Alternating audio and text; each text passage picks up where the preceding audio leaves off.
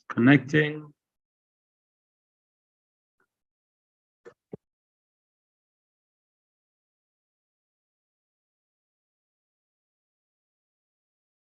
Okay, and now we're live. So in case anyone is starting to connect, we should be live chat. I'm gonna put in the live chat.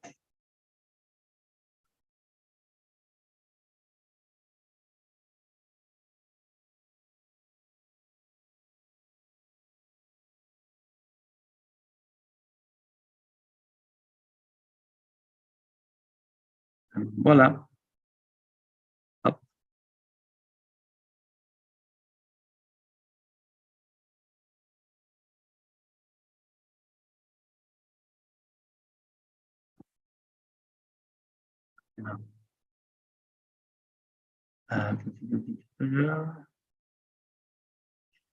Okay.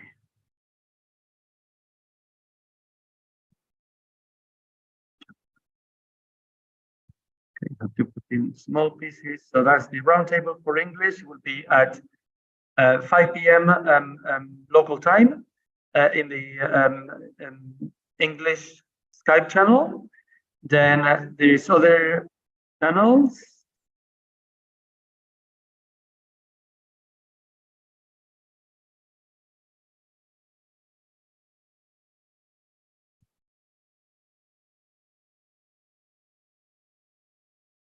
Well, and I just put also that the other languages links are there, just in case someone still has not managed to connect with them.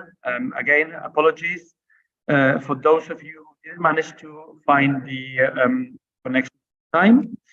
I know that some of you did very quickly, but for some reason, some of you didn't get the replies from the Google Calendar. That was the main thing. So what I've done is I published them in the website where the main information is, and it's easier. And I just published them in both the Zoom and the YouTube link. So this session should start as soon as the speakers come. They got delayed in the restaurant, and then they will start. It will be in English for all the channels, and then afterwards we will go back again to having the different connections. Okay. I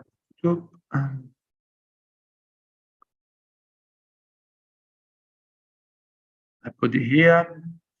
Filippo, Harry, there. Andrea, Luigi, there. I guess there's very little I can do now, apart from just waiting for everyone else.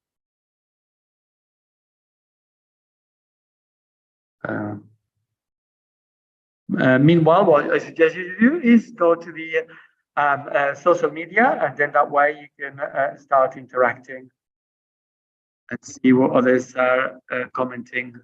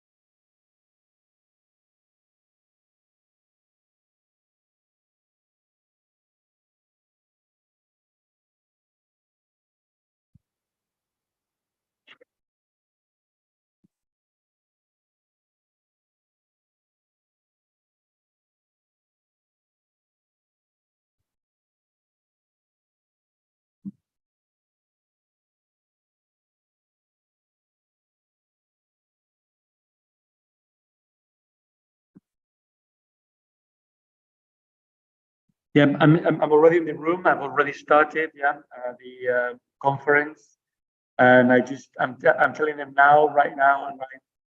Yeah, because we need all the speakers. There's no presentation if the speakers are not here. So.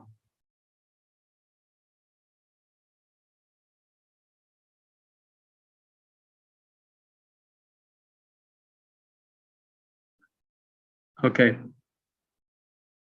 Okay. Okay, looks like they are coming in now as we speak. Again, apologies for the delay.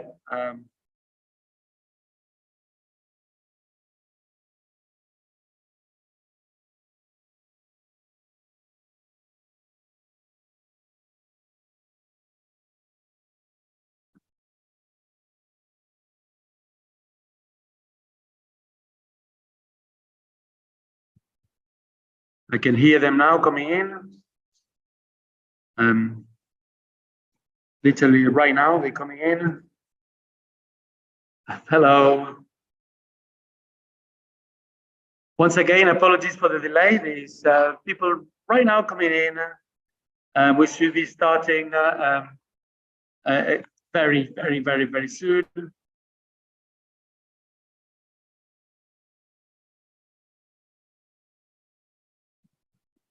Yeah, we're live here because we were meant to start like well 5 minutes ago, but we'll start now.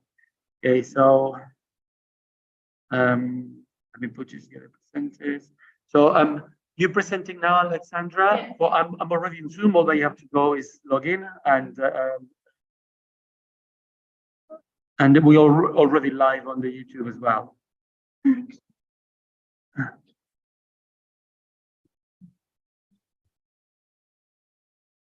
So I'm going to publish now the list of the participants. Yeah, this time I'm not presenting, Alexandra is. And we have Ana Claudia here on my right, and then Francesco, that will be sitting very soon, Eduardo, that you met already, and then myself. Well, this time I'm just a speaker. I'm not going to be presenting.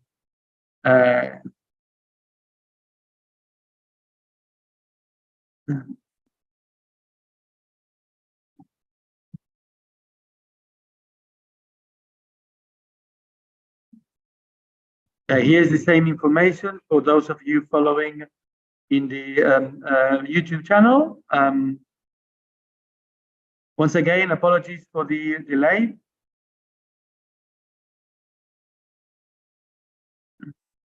Alexandra is disconnected.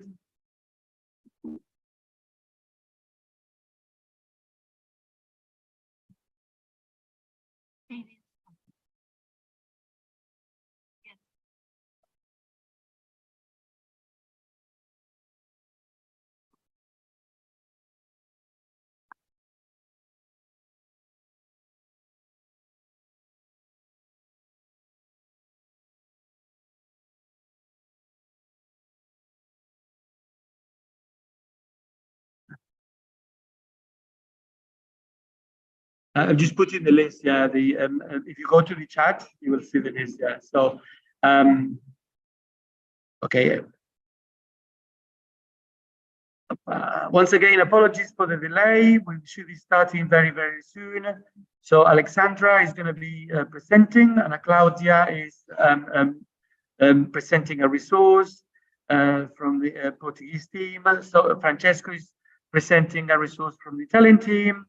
Eduardo is covering for the Greek team, and I'm presenting another resource from the Spanish team.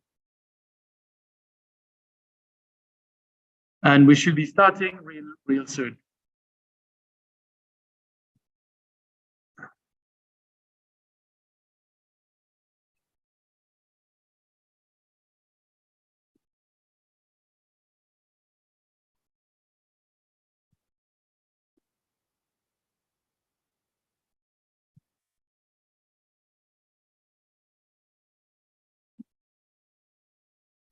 Okay, once again, for those of you who start connecting, apologies for the delay. We should be starting real soon.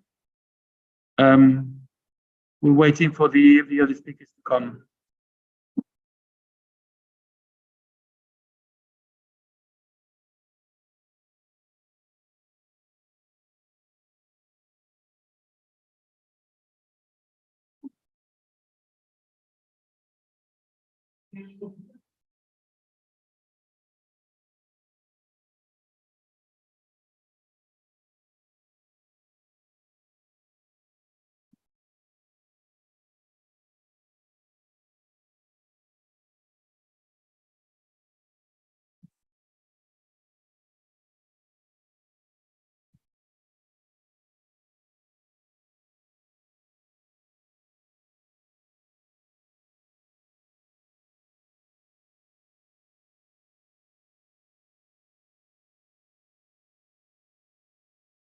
What do you think of the others?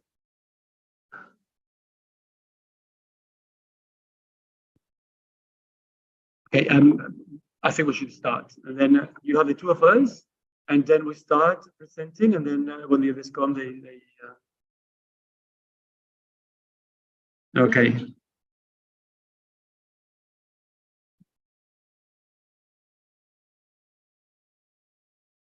Okay. Okay. Okay. Okay.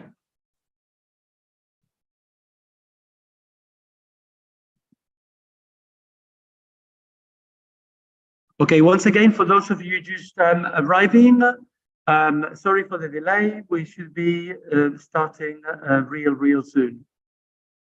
Speakers and participants are coming as we speak here in Portugal.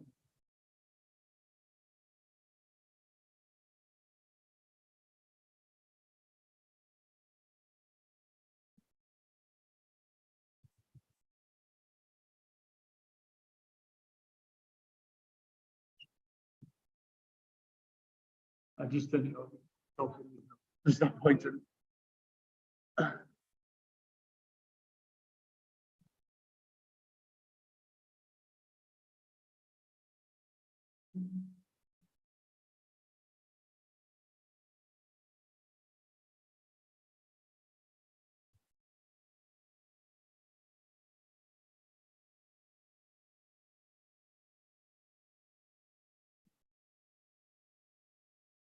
Okay.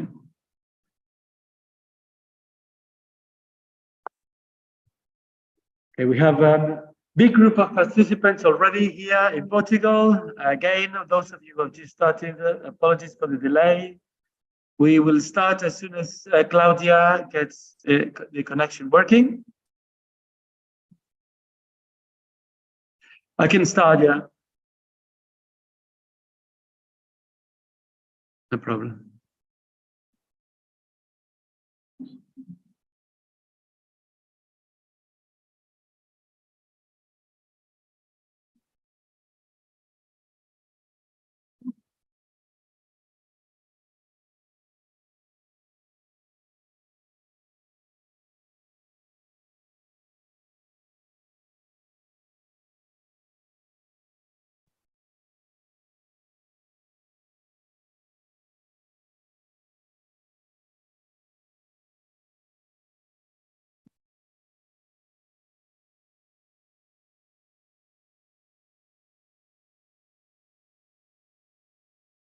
Okay, I hear more people coming in.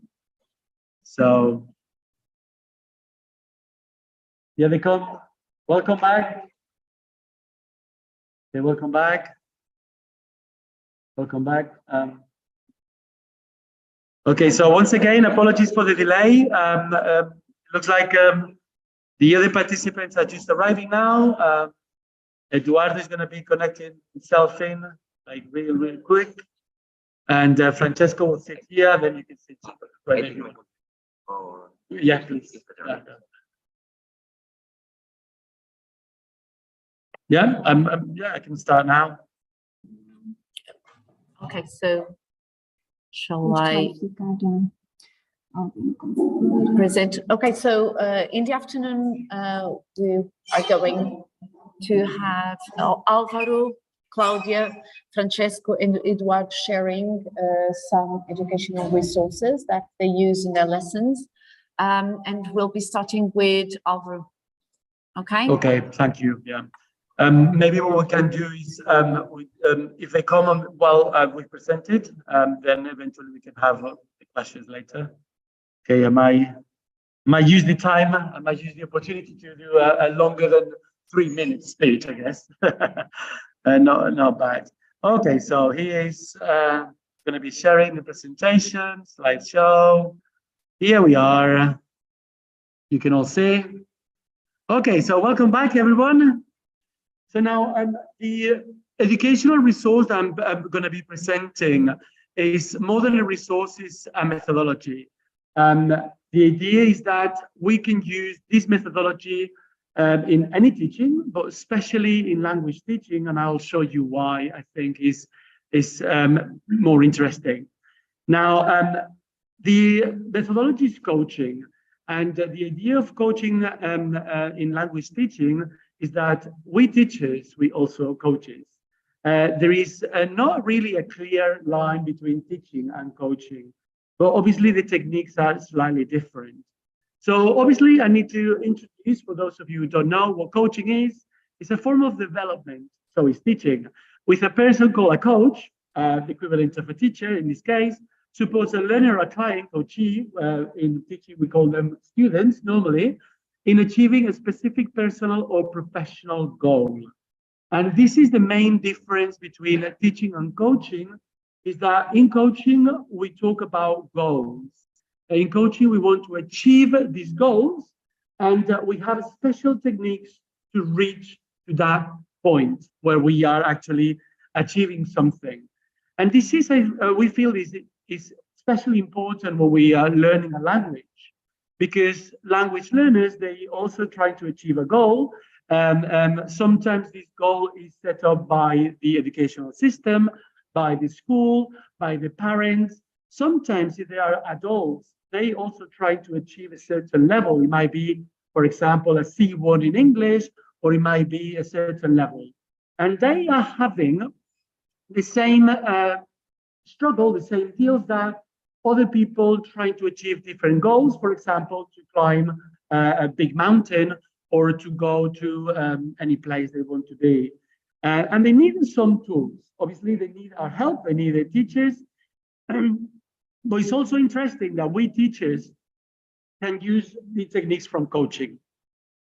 And this, it looks like, is from like something very new, and it's true in the past, well, right now, a couple of decades, coaching is being more and more popular.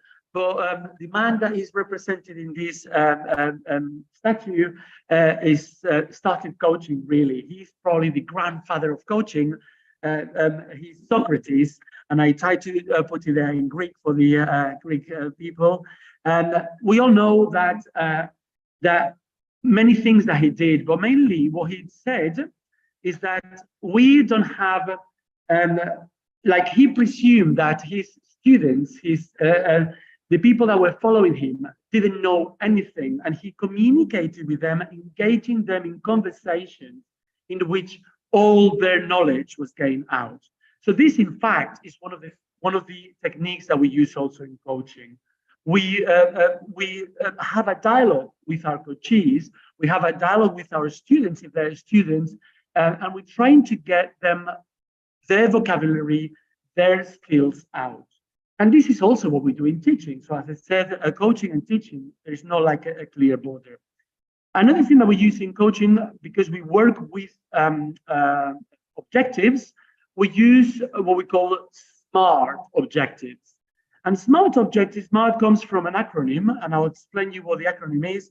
But first, I want to show you this little story from Alice in Wonderland from Lewis Carroll. So Alice is asking, would you tell me, please, which way I ought to go from here? And the cat responds, that depends on a good deal where you want to get to. Alice says, I don't much care where. And then the cat responds, then it doesn't much matter which way you go. And this is the idea. Often we have people in trying to learn something, but they really want to work hard at the beginning, especially. They just don't know what they're trying to achieve. You probably have many students that they tell you, I want to learn English. Maybe in the secondary schools or even in primary schools, they don't tell you that. It's mainly their parents, maybe, that they want them to learn English or they want to learn any other language. If you're teaching adults, they tell you the same thing. But it's really the idea that learning a language is not just the objective. Learning a language is near, it's like it's too broad to be an objective. When we talk about SMART, the first letter of the acronym is S. We need to make it specific, okay? Specific is very important. So say, for example, that one of your students tells you, I want to learn French. That's too broad. But if they tell you, I want to be able to go to a French restaurant and communicate with the waiters in French. That is more specific. And if you have a more specific objective, then what happens is that you can connect with that. And obviously what you're going to do as a teacher, you're probably going to be preparing a lesson that involves maybe more vocabulary related to food. You're going to probably try to get activities that are related to that. Now, SMART also stands for M, measurable. And this is something that we do a lot when we teach languages. And this is why these European levels, well, now international levels of language skills are so important. And this is why many of your students, especially if you're teaching adults, they're going to tell you, I need to get a B2 level certified, because otherwise I cannot get this job, especially in teaching in many countries. In bilingual schools, they require a minimum level. And this is one way that we have to measure. But we can achieve goals measuring with many other variables. We can measure, for example, how many words of specific vocabulary a student has managed to handle. We can measure, for example, the speed in which a student can answer some questions on a reading test. So if we have an equivalent text, then eventually we can ask the person to write the answers. And we can measure in many different ways. And the idea is that imagine yourselves as if you were climbing a mountain. You are going to get tired. When you climb a mountain, we all get tired. But if at least you know how much you've managed to achieve, and you know how much you have left to your goal, then what's going to happen is that you're probably going to say, yes, I can do it. And you're going to go ahead and you're going to carry on and you're going to try harder. Whereas if you are tired and you don't know how much you've done and you don't know what you're going to, when you're going to get to your goal, then you're more likely to just say, hey, I cannot do it, and give up. And especially when you teach adults, and many of them eventually give up and they just try something else, which is obviously not ideal when you're learning anything, but especially a language. And a SMART objective has to be achievable. And this is important. Many of your students might tell you, oh, you know, I want to be fluent in English in 2 weeks' time. And well, maybe that's not possible. And so it's very, very important that you set goals that they can achieve. For example, you can say, okay, well, if you know half of the irregular verbs by today, maybe you can achieve knowing them all in 2 days or 3 days, okay? Or maybe you can set up different goals, but they have to be in a way that you can actually get them to manage. Because what happens with a student or anyone really that is trying to achieve a goal, is trying very hard, but it doesn't manage, that it's not just that the goal is not being reached, is that any other goal is going to be more difficult for that person to achieve. They lose confidence, they lose motivation, not just in that particular goal, but in any other goal. Now, it's difficult sometimes to say, how much can you achieve? Obviously, it depends on the student, depends on anything. So if you're not sure, then it's best to try to put the line a bit lower so that they achieve that goal and then eventually they go to the next one, rather than trying to have them jump really, really high and then eventually fail. Failure is something that for many people, it doesn't, it doesn't involve motivation. It has to be realistic, but mainly it has to be relevant. Say, for example, if one of your students says, I want to learn Japanese. Why? Because, because I have a friend from Japan, because I'm going to be traveling to Japan. That makes him more relevant. Now, for many of your students, especially in secondary schools, they don't feel that learning a language might be relevant. So we teachers, we need to make them see why learning any language may be relevant for them. Maybe why learning, for example, German might be interesting for a student here in Portugal, because, I don't know, there is a lot of trade with these companies in Germany for any reason. And ideally, we need to involve students to find out about why an objective is relevant. And one of the things that we do in coaching is that we ask them why. Why are you doing this? Don't ask me, a teacher, why you doing, why you should learn English. I'm me as a teacher. I ask my students, why are you learning this right at the beginning, especially if they have some motivation, so that they give me many reasons, not just one, but many. And then the last one, it will be the T for time bound. We cannot have someone like, hey, I'm going to climb Mount Everest.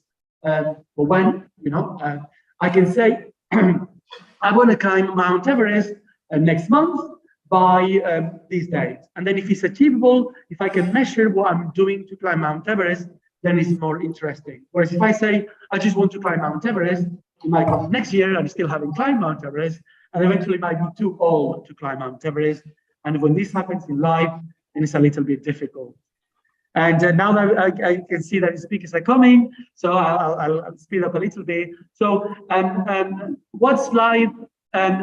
What is life is something important. We get to live from any different reasons.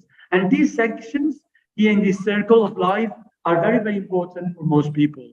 And it's sometimes interesting that you can connect language learning with themselves, with their health, although obviously learning a language is not so much related. It can be very well connected with the family, especially those students that have relatives from other countries, certainly from the environment. People travel a lot more. So say, for example, here in Agata, you will meet people who don't speak Portuguese very well, and then the environment is important. Making more friends, especially teenagers love making friends. Learning itself is something important. Money, for many, learning a language, especially English, involves easy access to jobs and therefore money. And obviously fun is also very, very important reason to be motivated in learning a language, because if you speak, say, for example, Japanese, and you go to Japan, then you're going to have more fun connecting with people when you go there and traveling and everything. We use other tools as well when learning languages with coaching. This is one of them. I'm not going to say much about it because I might present it in the next Congress in Athens at the end of next month. And then finally, obviously, this has just been a very, very quick introduction, a little bit more than 3 minutes, but that way you can get ready. So if any of you are interested in learning a little bit more, check any of these two websites. The first one is mainly about coaching for languages to have an idea. There is no limit on how deep you can go. It's like the Alice in Wonderland with the rabbit hole. And obviously, a teacher that is teaching any language and knows a little bit about coaching, like yourself now, can connect a little bit. The more you know, the more you can see how powerful this methodology is. And eventually you can get certified in this case with Educational Paths, which are proud sponsors of this project, EduPlat. And this coach practitioner is offered. You get a certified tool in a way. So you can also start training others, and you can actually use coaching as on its own to do some language training, or just to do some, just to help anyone to achieve a goal. Okay, and that was it for my presentation. Thank you. Okay, thank you. Thank you, Alvaro. Now it's Claudia's turn. Okay. She's just going to share her screen.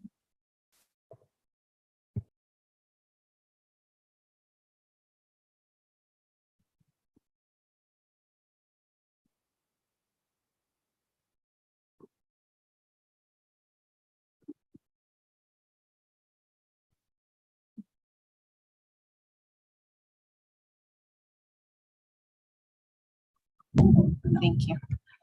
Okay. So, hello, everybody. This one, yeah, it has to be. Okay. So, good afternoon, everybody. Good afternoon for people at home. I'll be talking about songs in MFL lesson.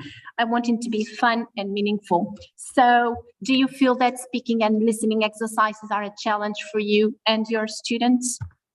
Are you and your students tired of filling up exercises?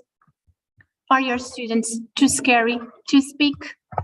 If your answer was yes, yes, yes, so keep calm and make them sing. In the rain. Okay, in the rain is probably too much. You may have some parents complaining. So try this. Choose a song, download and print the lyrics, laminate the paper, cut each verse of the song. You will have this for people in the room. You will have this. You go to the classroom with this. This you give one for students or a pair of students. And then, so you have this for people that are at home. And then you spread it on the table like this. You put the song and they have to order it. So they are listening and they are putting the verses like this in order according to what they are listening. They will love it and you will feel in heaven. If you want this resource, you can go to this website. You can listen to the song, print the paper. And thanks for listening. That's all.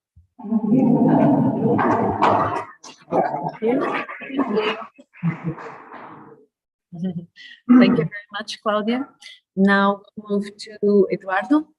Yes.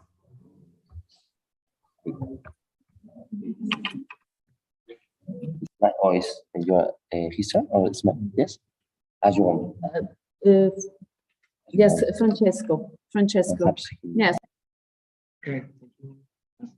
Sorry, so it will be Francesco from the Italian team to present his resource. Yes, he's trying to share his screen. And meanwhile, start thinking about questions that you would like to ask to the speakers. Okay, and you at home too.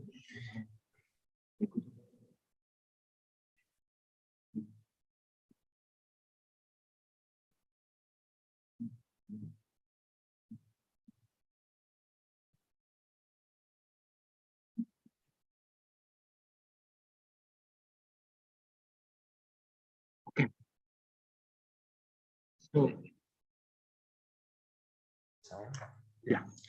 Okay, thank you. So I have prepared a video about learning irregular verbs with fun because we think that dramatizing is very important in teaching. So with this video, we'd like to present some examples of how mimicking can be a fun way to teaching or learning irregular verbs. We all know that the method of the total physical response is based on the way children learn their mother tongue, and that dramatizing plays a major role in the learning process. It improves vocabulary, involves nonverbal communication, and is focused on activities that arouse the learner's enthusiasm. Sorry. You're sharing the screen, but not only just the No, main. you're sharing the screen, but not the presentation. Yeah. Okay. We can only see this. Sorry. Okay. Okay. So You're sharing on the screen. wait, like this. Yes. Now yes. Yes. Yes, no, yes. Okay. We'll start again. Yes. We're okay. Okay. So, yes. So, the title is Learning Irregular Verbs with Fun. With this video, we'd like to present some examples of how mimicking can be a fun way of teaching and learning irregular verbs. We all know that the method of the total physical response is based on the way children learn their mother tongue, and that dramatizing plays a major role in the learning process. It improves vocabulary, involves nonverbal communication, and is focused on activities that arouse the learner's interest. It is a multisensorial approach appealing to listening, visual, and kinesthetic skills. And it allows students to use a lot of energy and enjoy the fun of uninhibited movements. TPR can be used to teach and practice vocabulary connected with actions tenses, classroom language, orders, instructions, storytelling, and more. Especially during this post-COVID pandemic aftermath, when students have a particular need of recovering competence gaps and social connectedness, TPR can prove to be very effective. Let me show then how students have fun with this type of activity and how a student with a support teacher in particular has made quizzes with irregular verbs, mimicking them with particular thrill and excitement.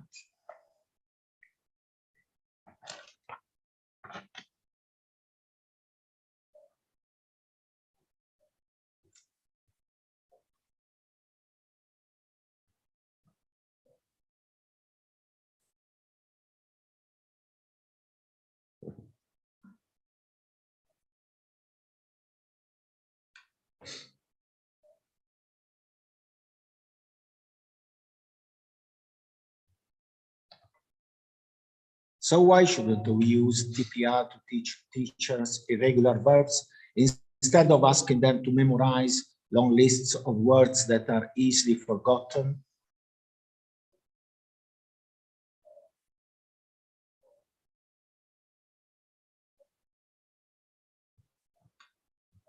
Okay, thank you.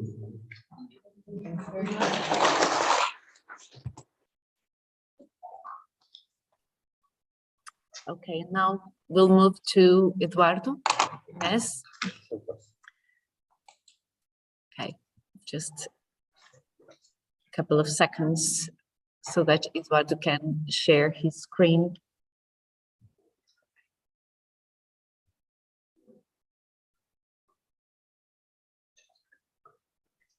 You listen to me? Yes, no?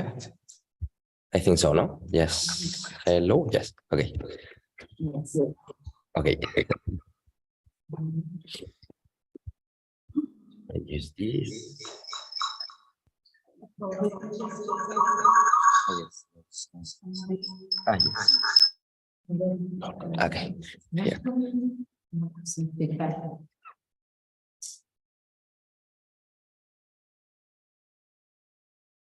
Okay. So I like this. You see well? Yes. Yes. Okay. Perfect. So in my case, I'm going to present Classcraft in language teaching. Okay. What about Classcraft? Is a gamification tool. I don't know if you know a little bit about Classcraft. We call also Google Classcraft. Okay. And students love this application. Okay. And teacher also, because it changed your life. Because you have some, it's like a video game, okay? And each student has like a principal role, no? Like a personage, okay? And you can give points to your students if they work well or if they do some efforts, okay? So it's really funny in our lessons. Okay, so what about preparing an escape room in language teaching? Of course. So I'm going to share this presentation with you, okay? Because with this presentation, you can build, construct an escape room, okay? And what about Classcraft? If the, for example, is a escape room with QR codes, okay? And if our students are working well, we can give them a lot of points, okay? A lot of Classcraft points. So I'm going to show you a little bit. This is an example of a escape room with about Carlo Magno, okay? Carlo Magno's hero, okay? And what about this model? With this model that I'm going to share with you, I have prepared this with 10, okay, with 10 questions, okay, or steps, we can say. What about this and why is very easy to use this? Because they, in my case, for example, my students, with this model, they build their escape room, Okay, this is very interesting that it's not the teacher who built it, but the students are able to do with this. Okay, so for example, welcome to our Carlomagno escape room, etc. Okay, but if the topic, if the subject is maths, okay, we can say welcome to our maths or equations, or I don't know, escape room. You have to resolve these questions. Okay, so first step. There's a link, and a second step the same, third, fourth, five, etc. Okay, and they're here. Okay, if we click here, there is a QR generator. Okay, and with this, I'm going to do an example. I take this, for example. I can copy paste. Okay, and we have the QR code.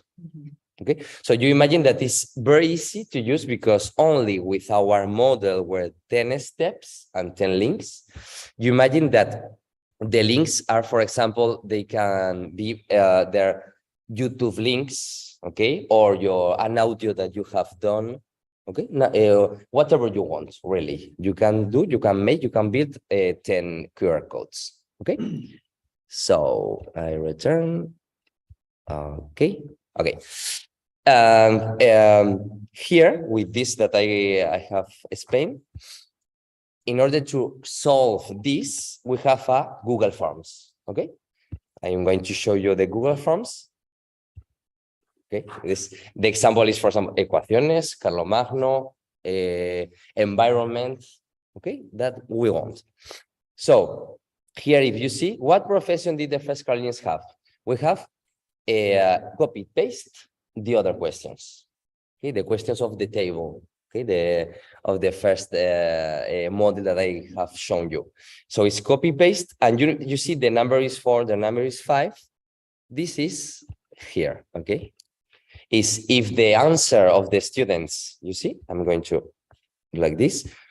If the answer, if the is good, the Google form give you the number 4. First question. If the answer is not good, the formula, the Google form, give you 5. But this is the first question. Second question, same thing with 8 and with 3. 7, 4, 7, 9. And the advantage is that I have already programmed this. So directly with the Google form, you can use it. Okay?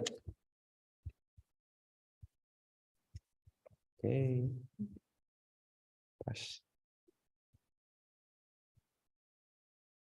So I continue. Yes. So third step, Classcraft. Okay. Classcraft, you imagine with Classcraft, we can gamificate what you want. Okay. The escape room, for example, the example I have given to you. So here, I give you, I'm going to, okay, do like this.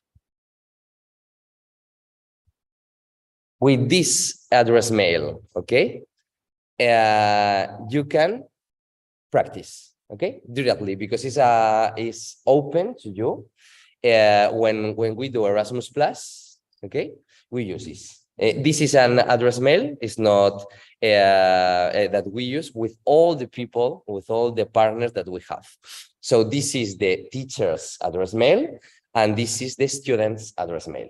So with this address mail, we can manage the Classcraft work, we can say, okay? So give the points to the students, etc. And with this, you can use with your students, okay? So G1 is like group 1, group 2, group 3, 4, until 10. And you see the password, okay? The password is very easy, okay? And with this, you can see, you can taste a little bit this application. And if you like, in the future, you can use, okay? Here you have a lot of materials. You have, I'm going to show you an example.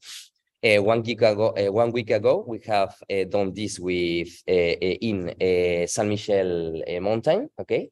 We have read a book, French book, and we have done an escape room with this, with the model that I have shared with you, and with Classcraft, okay? And I'm going to show you paper version and digital version, okay?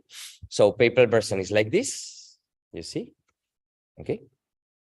On fait des routes.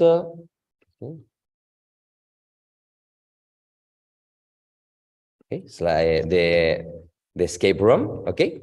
And I'm going to show you the digital version, okay? That I have done with Genially, okay? With another application.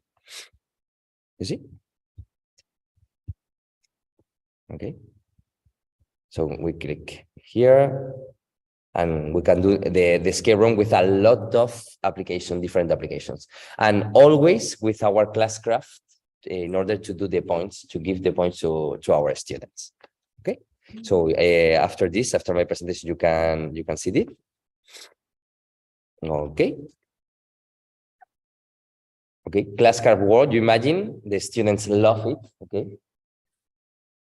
You see like this. So for example, if they are able to pass to the other world, is it because they have finished the escape room? You see, first escape room, and they are able to pass to the second world, you can say. Okay. I'm going to show you in order to finish a video. Okay. Here we have transnational teams. The high school students, the secondary students, and the primary students, you see? And they are playing, they are doing an escape room. Okay, I pass a little bit. Yes, you know, the young students have finished, have arrived to the last QR code, you see? With their mobile phones, and they give to the elderly student. Okay, is good? Yes, no? You see? And in English, okay, in French, of course, it's possible, but in English, it's 1, 3, 4, 5. So they are learning languages and new technology issues. Okay. Thank you so much. And my contact. Thank you.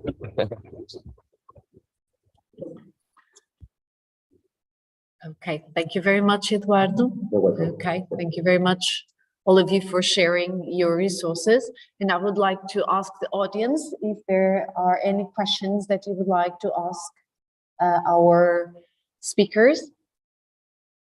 No questions? So probably I will start, okay, with Claudia. Claudia, you've talked about using songs in your classroom. Okay. Do you think that students get really engaged in the activities that you offer them, or is it difficult to control them when they are doing it? Do they do? And another question is, do you give a resource for one student, or do you divide the class into groups?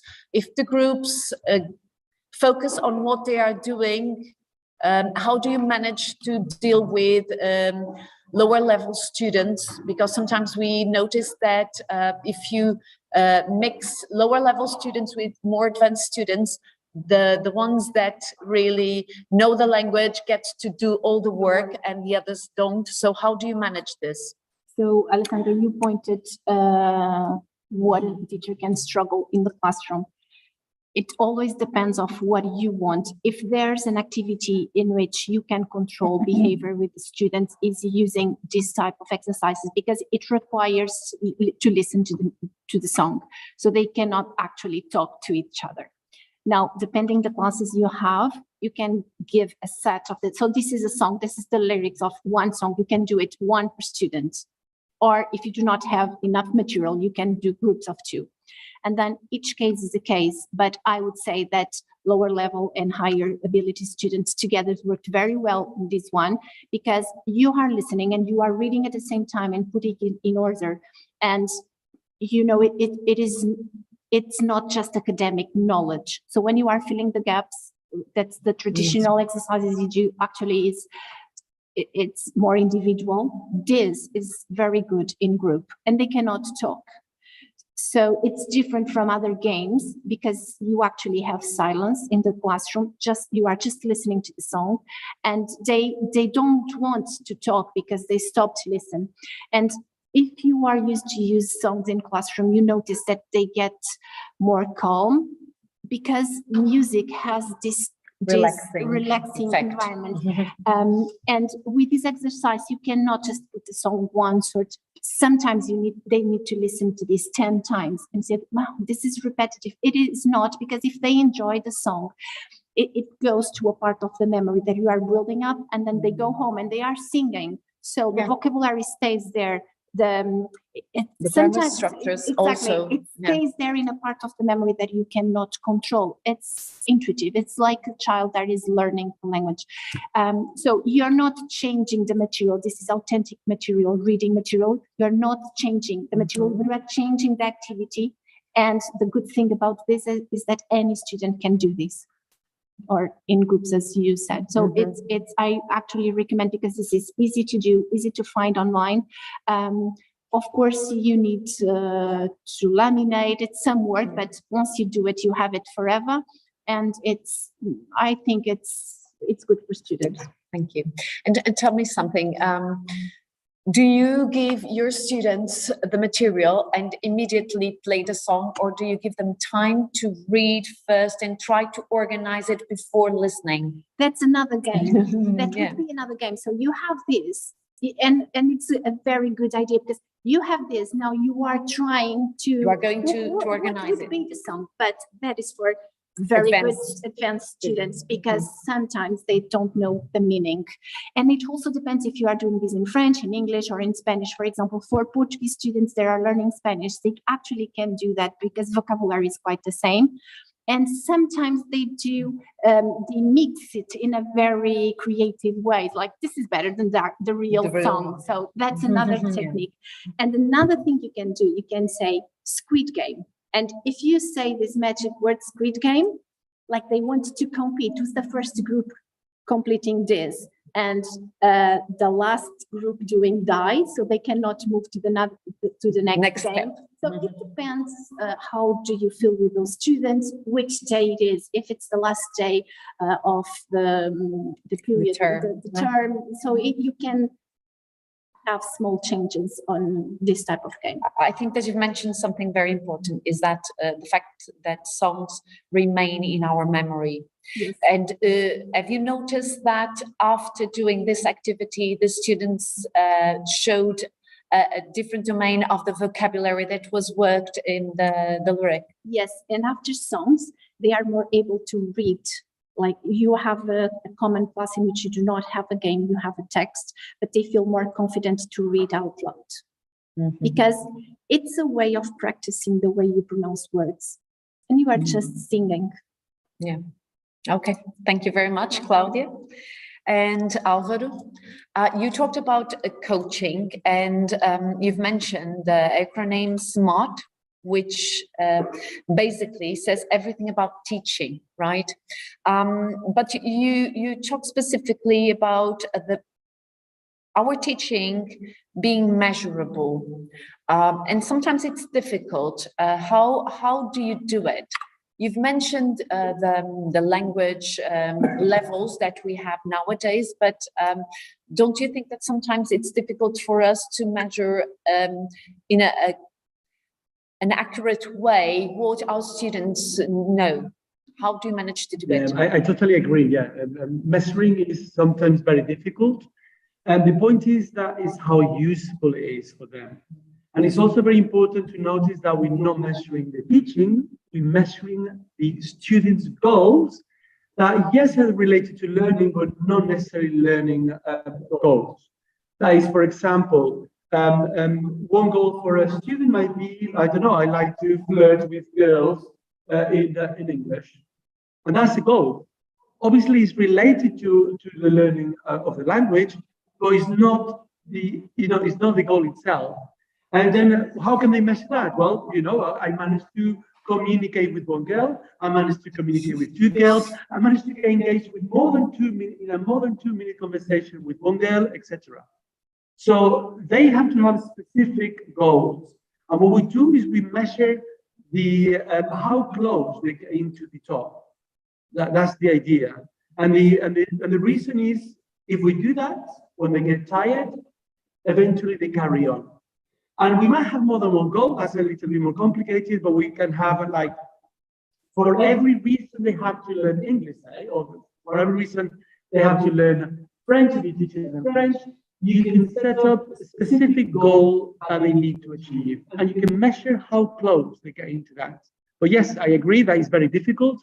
Sometimes it's impossible to measure it extremely accurately, but you just do what we can do. And social sciences, sometimes that's what we do as well. You know, you can measure how can you measure how happy someone is? Well, you can, but it's not easy.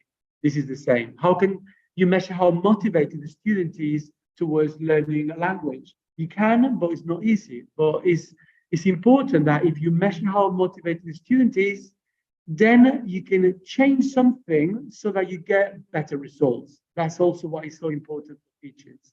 Like if I do, for example, Claudia's song, like a lesson with songs, if I feel that the motivation goes up, then I should increase it.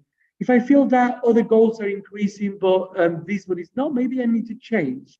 Maybe I need to, maybe I have a lesson that my goal as a teacher, because teachers also have goals, is to have them calm, and maybe I might use another activity. So the idea is that if you measure, then you can investigate how well things are going. Not measuring is the equivalent of going blind to places. Not measuring is the equivalent of, I don't know, like not knowing how much you need to do to get to the top of the mountain. Not measuring leads to people going into paths like Alice in Wonderland that, yes, they're walking, but they might not be walking towards their actual goal. And that's the idea.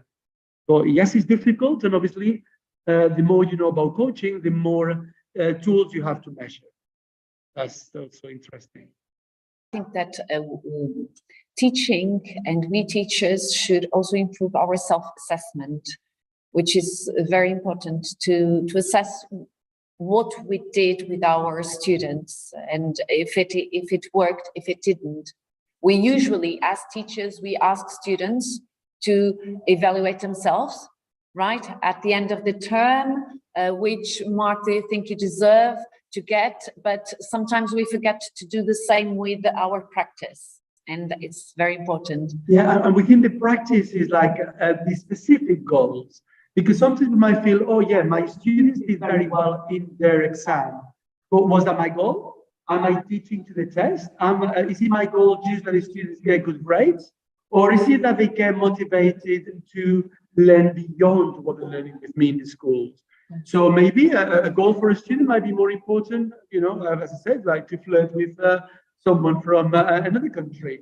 And if that is motivating them more than getting a 6 in an exam, well, maybe that is a goal that we need to consider, and we need to measure how close they get to do that. Yes, and you mentioned something also very important in my point of view, which is to have achievable goals, right? Because it's not what we desire, but what we think we are able to do.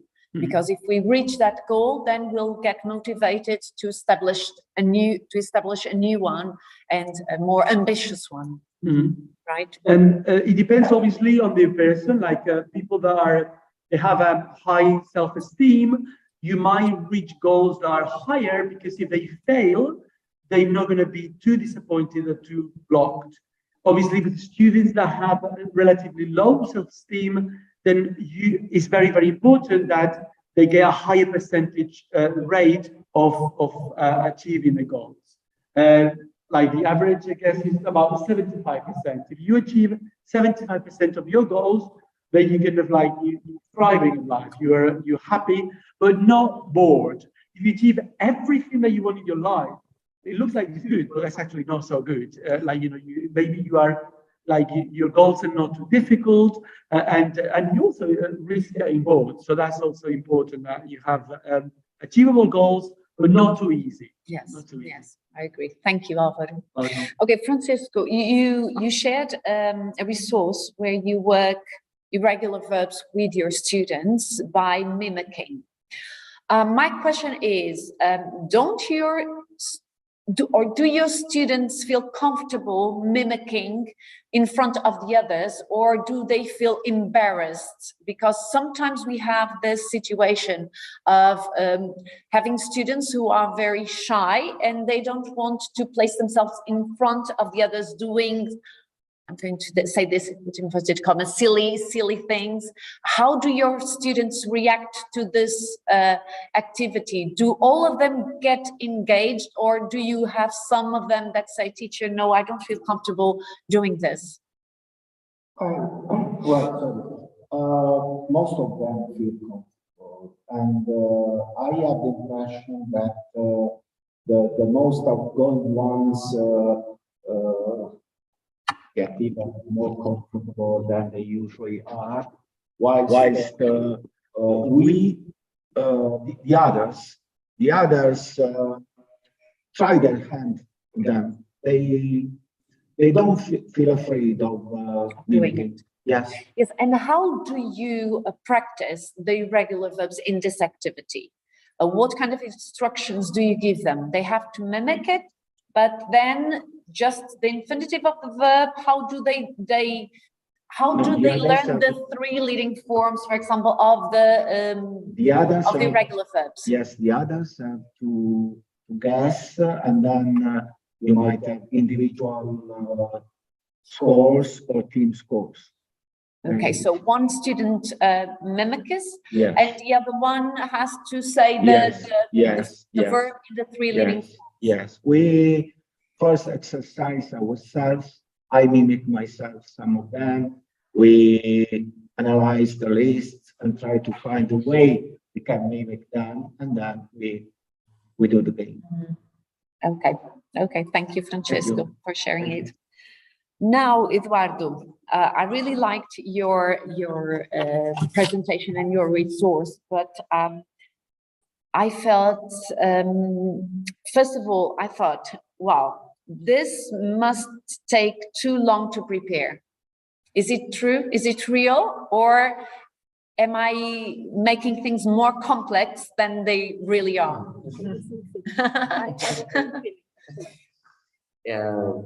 First time is true, okay? Because first time when I have prepared the model, it's a lot of time. So you have to spend in order to prepare this. And when you say a lot of time, yes. Let's make it measurable. 1 week, perhaps 1 hour each day or something like this. It's not horrible. That's doable. Yes, yes. But now, as I have already prepared this, I can recycle. Okay? I can recycle it and adapt it to other topics that you are teaching. Yes. So this is very, very, very interesting for me. And in Classcraft, if you want, I'm going to share a little bit the screen, because I would like to show you how to give the points, because it's really easy. And I have already spoken with the math teachers and other subject teachers. And it's possible to use this in all the subjects. Yes, and you can, yes, it's an idea. You can have, or a question. Yes. Can you have many teachers working together and give them a question of, for example, French, of English, of maths, of history, and they will be working all the subjects in that game? Yes, I'm going to show you. Okay.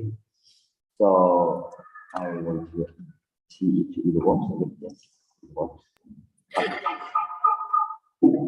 Probably I'm going to switch off my microphone.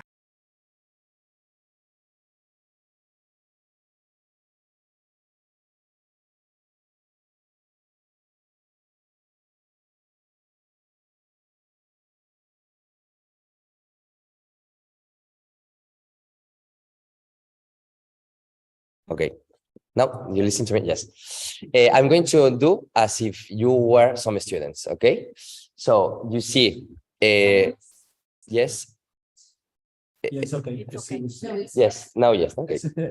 So, like group 1, group 2, group 3, group 4, etc. Okay. So, for example, we are English teacher. Okay, and I would like to know if you have studied the, I don't know, the past perfect. So I can tell you, for example, it's an example, how to say yo había ido a no sé dónde, al bosque. And you tell me, I have, I don't know. So I can think, okay, perhaps imagine this group 1, okay? So I can say, okay, it's not bad. So I'm going to give you, I know, 75, because you have tried to answer my question. Not perfectly, but okay, you have tried.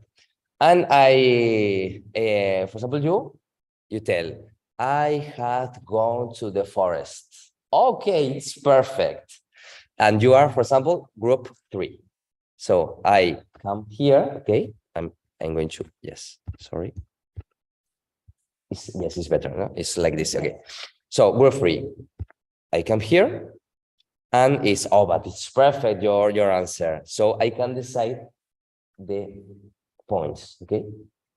So for example, you have to know that with 1,000 points is another level. Okay, level 1, 2, 3, 4, 5. So if you obtain 1,000 points, you can improve your level. Okay, you pass another level. So in my case, for example, 1 point up to 10 is classcraft. So when we do, for example, oral comprehensions, writings, okay, all the activities you can use with classcraft. Okay, so for example, here, I don't know, it's very, I am very happy with your answer. So 500 points, okay. And you have this, okay? And other things that we can do with this, we can do clock. No, for example, you have 5 minutes in order to do the exercise. Okay, 5 minutes, and you are working. Everybody's doing the exercise. Yes. Yes, I share this, the screen, and they have to do this, okay? And you see, jugadores and groups. So for example, if you have worked in groups, I come here, groups, and I can give the points to all the members of the group, okay?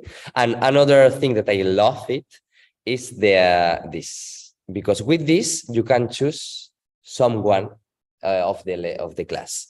For example, if it's individual, you click here, Álvaro. So Álvaro, you have to answer the question. And if it's in groups, you see, team. So for example, we click, and yes, no, I don't know if it works, but normally it works. It's group 3. Okay, the group 3 have to answer the question. And what do the other groups do while they are answering the question? In my case, for example, I tell them that, for example, it's group 3. Okay, but if the answer is not correct, okay, yes, it's okay. For example, first group who do like this with the hand, okay, push the hand, they are going to answer the question, for example. Or if there are a lot of groups, another time I come here, team, boom, and team 2, 1, 4, 5. Okay. And do students work with this type of resource only in the lessons, or do they use them also to work outside a lesson for revision work, for extra practice? Yes. I don't know. It's possible, and I love it, to link some missions, you see, and they love it. Okay. So for example, I'm going to create now in 5 seconds is you click here. Okay. And it's, for example, I don't know, we have say past perfect mission. We choose. Okay. So for example, here, the level. Okay. Okay. And you have here. And here you can write an history. Okay, and a story, we can say. So, for example, you have to answer this question. And attention, because you have to answer this question. So, for example, you can Yes. put a link at the link. Okay. So, for example, you have this question like this, and the link perhaps is some exercise about past perfect. Okay, we are going to, you see, really in 5 seconds, for example, past perfect exercise. Okay, you see, for example, this, I take this, I take the link, I come here, and it's like, it's very easy. Okay, bam, and this is past perfect exercise. Okay, so okay, I have to save, you see, introduction. So them with their mails, they can go home and they, I have a challenge for my English French teacher or maths teacher.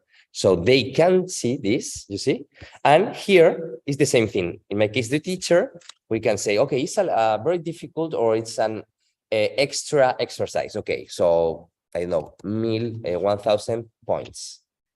And this, that they love it, they are like money, okay? And with this money, they can buy some things, hats, creatures, something like this, and they love it. And then they put it in here. Yes. Okay.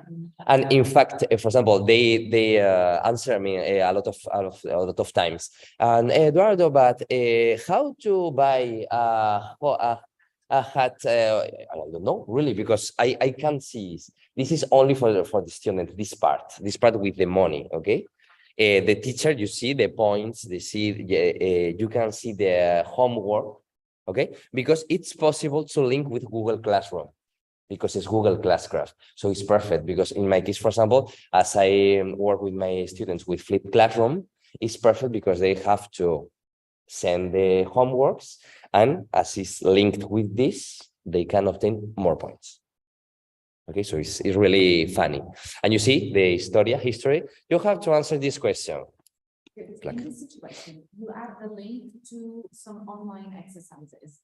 How do you confirm that they really did the exercises? Because they have to do the exercise, to do a screenshot, Yes. and they have to share with me in Classroom.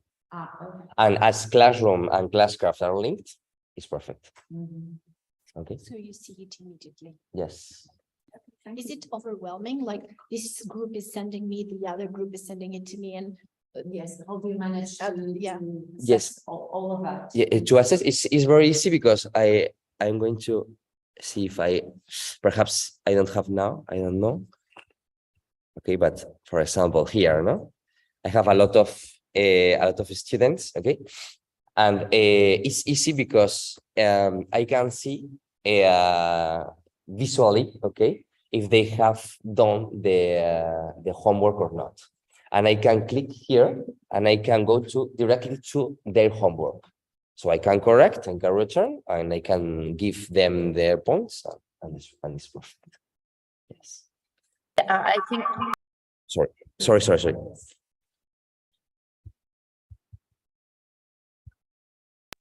Yeah. Okay, sorry. Sorry. I think it's a fantastic way to improve in our students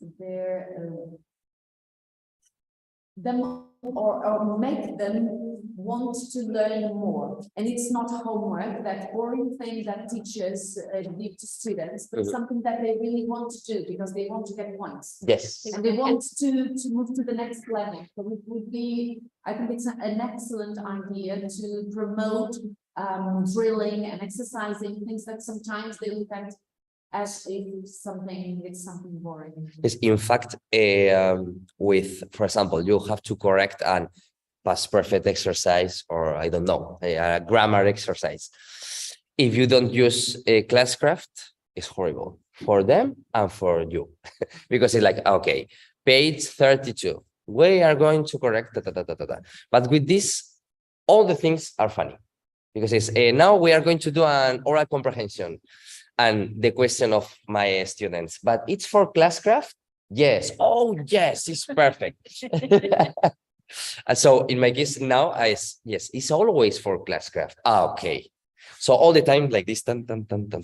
So Okay. it's perfect. Thank you very much. I don't know if any of you has any questions to ask to welcome. You do have. Yeah, Probably okay. the last one. You want classcraft points? Yeah. Okay. Yeah, this is for classcraft points. And And now you mentioned about obviously classcraft being connected with Google Classroom, and you mentioned a form. And I presume the form results feed classcraft, so you don't have to edit them. They just because you program the form so that the different answers for different points. Do these points get directly to classcraft? Yes. So I would like, sorry. Now it's for the because I listened 2 times. Now I think yes. So yes, of course you have to check the points all the time because you have to when you link Classcraft and Google Classroom, it's like Classcraft let you know that the student have completed the homework, but it's you that you have to say, okay, is correctly this is correct because perhaps the student has done only a few exercises, for example. So you can see in Classcraft all the works, all the homeworks from Classroom, but you can check the okay, it's correct, okay, and it's very easy because it's like a tick like this, and only clicking on it, you give directly the points. So, for example, as you have seen, if you have programmed 500 points, okay, only when you click, it's back directly 500 points. Okay, if the homework, of course, is 1,000 points because it's very difficult, or it's in during Christmas holidays, and it's really a very hard homework, you can say, okay, I think that it's the value of this is 1,000 points. Okay, so if the students do this, they obtain 1,000 points. So it's directly or it's direct, almost direct, but and I like it. You can evaluate assess that okay, the homework is correct directly. Thank you. And one more last question. I know that we're running out of time. And this relates to Claudia's question. How hard is for you to build these activities? Obviously, my question is, how easy is for you to share Classcraft activities with other teachers?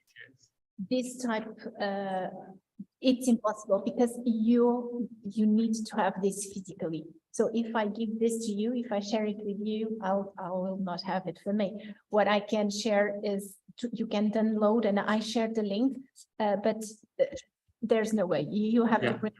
And you need to copy, Yes. Yeah. Good news is just you need to do it once, and then you are strict with your students.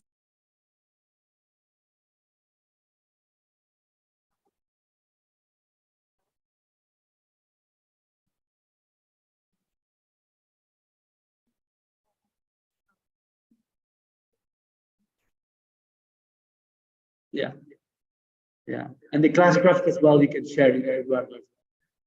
But for example, the one thing that I have understood of Classcraft, first of all, it was like only digital skills. But I have realized when it's my 3rd year with Classcraft that, for example, this that you do, it's possible to do with Classcraft also. Why? Because you can share. No, so you see, yes. For example, here, no, you can show to the students this. Okay, so the okay, for example, okay, they can see this, and you can say with this, okay, we are going to sing, or we're going to see in groups. So, for example, if someone or see some group is able to, I don't know, to pronunciate all the syllables perfectly, this is 1,000 points. Miss, you are with this. So you give, you can combine. you can combine. Yes, you give it. Any activity that you do. Any activity, yes, because or for example, you have to draw, to paint, yes, for example, to do a paint or logo, no, for the Erasmus Plus project. Okay, perfectly. So if my preferred logo, we can say, is going to have 1,000 points. Or democratic skills, no? We are going to vote. So we're going to vote, and first winner, or the winner, 1,000 points. Second place is 500 points. Third place. So you see, with this, with a logo, with all the things, you can give points, and they love it. Really. Really, you're a math teacher, and you say, okay, we're going to do a project about, I don't know, the number, Aurea's number, no? Aureo, the number Aureo. Okay, so if you are able to solve the problem and to arrive to the end, at the end, the first group who arrive to this is going to obtain 2,000 points. Okay, or for example, first group. Okay, but the group who solve by the best way, or the most creative way, 1,000 points. I don't know. You can create as you want. Okay, and then this is very, very interesting about this. Miguel, now that you asked Alvaro, I'm sorry. Now that you asked, I think I saw, and I can do that research. I saw this exercise, and it's possible to do it online. So they give it, and then you do it online, and I'm quite sure it's easy to find. I mean, I like obviously resources that you cannot touch, because it's good. But it's true that with digital fix, it's easy to copy paste, and it's easier. Now that we're about to finish, obviously, the idea of EduPlat is that we manage to connect teachers so that we can share resources. And say, for example, your work, Claudia, can be more easily used by other teachers here in this room, connected online, that they say, well, Claudia spent 3 hours, maybe I just spent 1 and then can repeat it. If Eduardo spent 3 hours doing this classroom and he shares it with me, then I can just do a little bit more to adapt to my class and share it. Yeah. And obviously, next Congress in Athens, we're going to do a lot about teaching with games and fun. Okay. Okay. So, yes. No. Microphones. Yeah. Okay. Yes. No. Alvaro. Okay, no problem. So basically, we have just a few minutes break. I just posted on the all the channels, the Zoom and the YouTube, for those of you who are watching us from home or from wherever you are. And it's very similar to this morning. So you can go to any room you want. If you want to go to the Spanish room, actually this time you follow me. If you want to go to the English room, you follow Eduardo. If you want to go to the Italian room, you can follow Francesco, I guess, this time. And that's it. So thank you very much for attending, everyone online. We're going to have a little break. Okay. There's going to be also a Greek room online. There is no Greek speakers here, so there's no point of having the room, but there's going to be a Greek room online. And Nikos, now that he's just put his thumb up, is saying. And then there's many people presenting. So have fun, enjoy. And remember that because we might not see each other, we come back here at 10 o'clock Portuguese time, a little bit before, please. Remember that if you are on time, you're late. Okay? Thank you, guys. See you.